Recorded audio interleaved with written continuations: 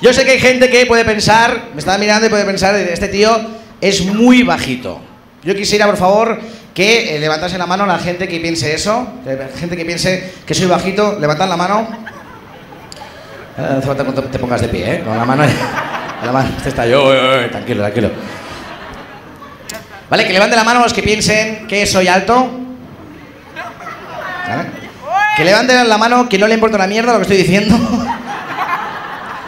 Muy bien, perfecto. Pues sí, amigos, soy bajito y no entiendo por qué, porque de familia no es. Mi madre es muy alta, mi madre mide 1,90 m y mi padre 2,10 m. Un amigo de mi padre 1,50 m, pero... Bueno, no tiene nada que ver, no tiene nada que ver. 1,90 m y 2,10 m, es increíble. De hecho, jugaban a básquet profesional. Se ve que un día estaban haciendo un 1 contra 1 y mi padre le dijo, te voy a hacer un tapón. Y me hizo el hijo de puta, ¿no? Pero bueno, los bajitos, gracias.